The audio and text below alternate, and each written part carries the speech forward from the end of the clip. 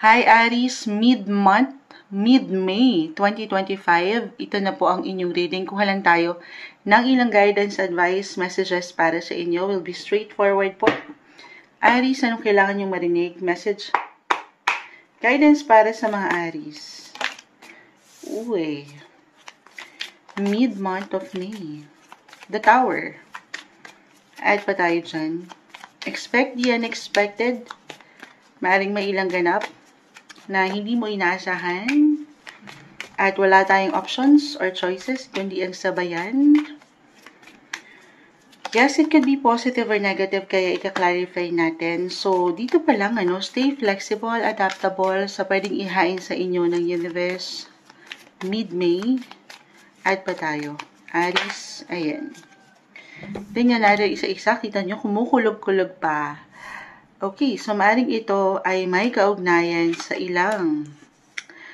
sektor ng relasyon. Okay, more on relationship, family, andito na lahat. Guys, tayo ay general reading. Just only take what resonate. Kunin na natin itong dalawa pa.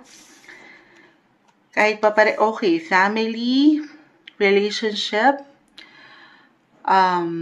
personal, more on personal. Family, personal relationship, or friendship sector, the Three of Cups po ay narito. Maaaring merong ilang hindi aasahan or inaasahang ganap ngayong mid-May. Halimbawa, so more on naman to claim natin, more on the positive side. Could be a surprise or unexpected party invites. May ilang events na dito, syempre, kailangan din ng adjustments or yung pagiging adaptable nyo as I've mentioned. Lalo pa kung meron kayo ilang priorities or meron na talagang ilang plans tapos biglang ganito may lakad or merong invites, yung ganun lang. Okay? The Three of Cups. Maybe a sign, why not? Lalo pa kung medyo totally talagang na-occupy yung mga attention nyo and focus sa buhay, paggawa, trabaho, sa ilang isipin. Why not? Have fun. Enjoy naman daw. Kahit over the net lang ito yung connection or reconnection sa ilang taong malapit sa inyo, or could be, why not? Why I'm getting a message na sabi ko nga family, kung meron kayong mga siblings na matagal nyo nang hindi masyadong nakakakonekta. Kahit over the net, out of nowhere, baka may kahit sa simpleng hi and hello ay umangat ngayong mid-May.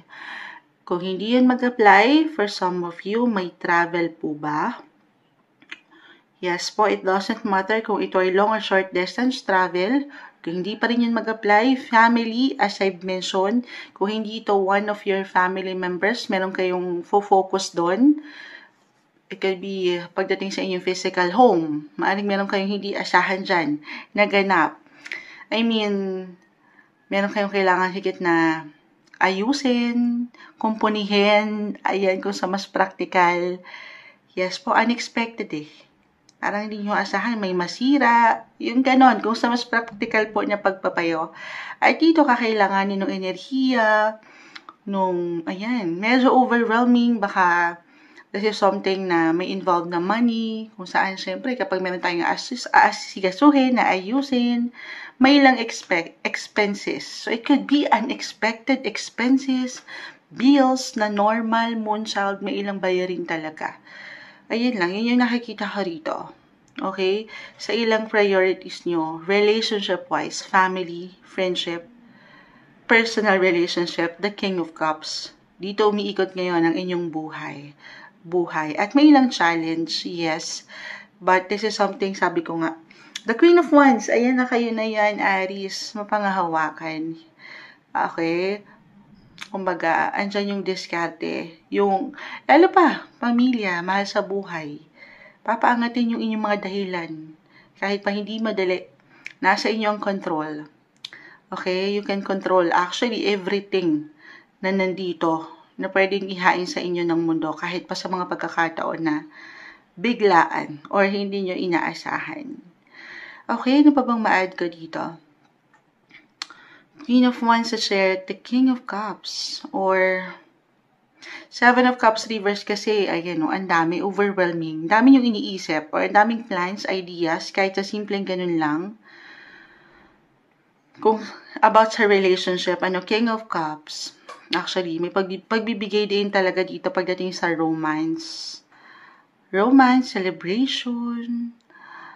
Well, it's up to you kung saan ka higit na maglalaan ng atensyon sa dami ng kailangan harapin. Especially rin kung meron na kayong kids or anak.